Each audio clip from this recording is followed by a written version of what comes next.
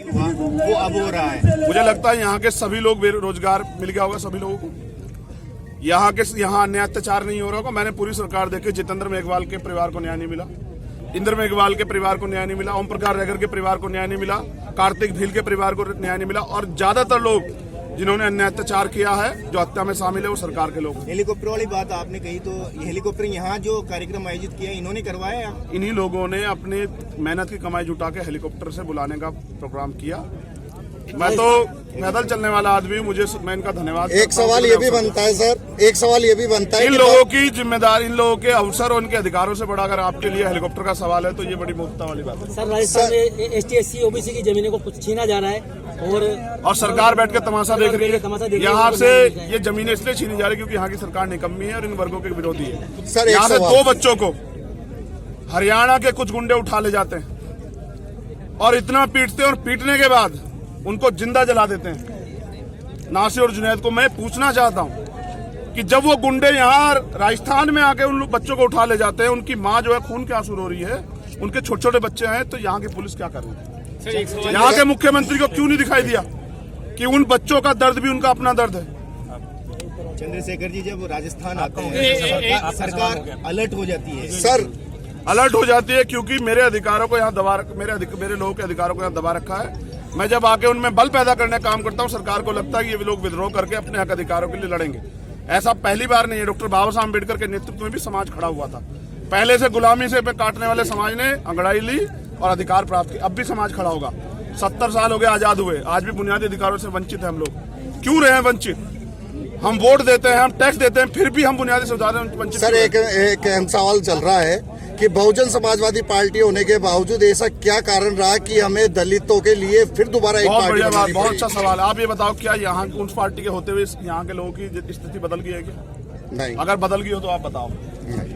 भाई जी, एक व्यक्ति और एक पार्टी के होते हुए इस समाज की स्थिति नहीं बदली तो समाज को कुछ ना कुछ तो करना चाहिए ना, नया कुछ करना चाहिए। अब आप ये भी सुनो, उनके 6 MLA जीते, 6 के 6 आज कौन सी पार्टी में?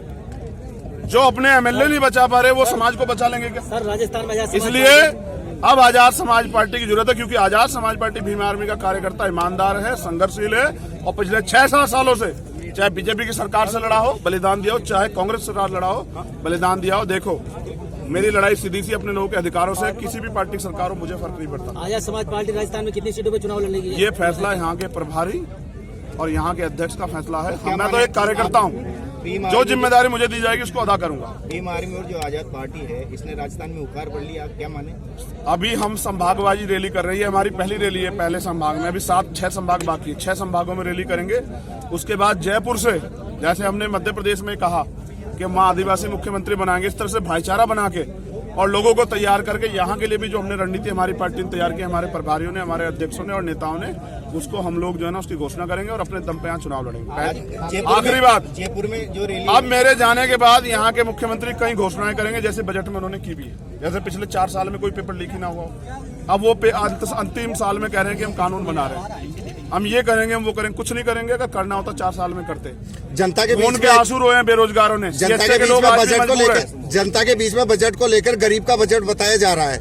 कौन बता रहा? मीडिया? जनता के बीच में, मीडिया नहीं, जनता के बीच में। बीजेपी के लोग या कांग्रेस के लोग? नहीं, वो जनता के बीच में। सर, कौन बता रहा है? जनता के बीच में। हम पत्रकार हैं।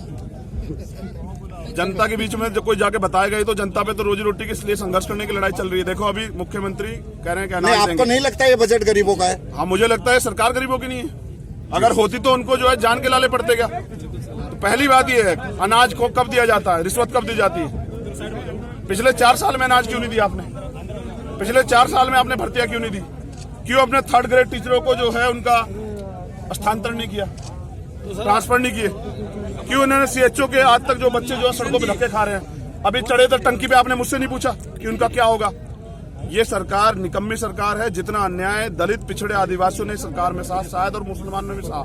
मैं तो बंधवा वोटर समझे जाने वाले मुस्लिम भाइयों को भी कह रहा हूँ कि जो आपके बच्चों की रक्षा नहीं कर पा रहे उनके भरोसे मत रहो, आजाद समाज पार्टी का साथ दो और फिर देखो। अब आजाद समाज पार्टी का मुख्य उद्देश्य क्या? सामाजिक परिवर्तन करना और जो सामाजिक और आर्थिक गैर बराबरी उसको दूर करना और भाईचारा पैदा करके कमजोर शोषित वर्ग जिनको अवसर नहीं मिले उनको अवसर देना। तो क्या सर ये मान लें कि आगामी विधानसभा चुनाव को लेकर आप अपने दम पे लड़ेंगे और मजबूती से लड़ेंगे और अपने लोगों को तैयार करेंगे। आज आपने देखा लोग पैसे दे के लोग बुलाते हैं, और यहाँ जो आया मोटरसाइकिल देखो कितनी संख्या में है, वो मेहनत से आया। क्या राजस्थान में विपक्ष अपनी भूमिका निभा रहा है क्या?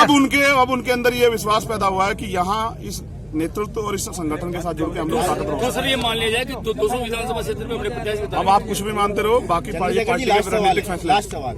एक समय था जब राजस्थान में दो पार्टियों के बीच में राज्यपाल भी उतरी थी, किरोड़ी लाल जी लेके आए थे, और अब की बार आप तीसरा मोर्चा आप खोल रहे हैं, क्या भविष्य मांगते हैं? देखिए, भविष्य आपने फिर ये नहीं पूछा कि इन दो पार्टियों के बीच में दिल्ली में आम आदमी पार्टी भी आई थी, और जो आज दो स्टेट सरकार बना रही है। आप सरकार के इशारे पे किसी भी दल, किसी भी पार्टी, किसी भी नेता को नजरअंदाज ना करें, किसी भी इतने बड़े समाज को नजरअंदाज ना करें। समाज अपने हकों के लिए फैसले लेता है, और इस बार फैसला आजाद समाज पार्टी के पक्ष में आएगा। एक सम्मानित साथी जो यहाँ कांग्रेस में नेता थे, आज ही उन्होंने सिर्फ मेरी बात सुन के कांग्रेस पार्टी छोड़ के, और आजाद प्रताप मीणा जी ने आज ही उन्होंने कांग्रेस पार्टी छोड़ के आजाद समाज पार्टी की सदस्यता मंच पे ली। जब हमारे लोगों को सच्ची बात पहुंचेगी, और वो 70 साल से जो उम्मीद कर रहे थे, वो उम्मीद अब उनकी आशा किरण बदलेगी, तो वो अपनी अच्छा, आपको लगता है कि विपक्ष अपने निभा रहा है, धर्म निभा रहा है विपक्ष का?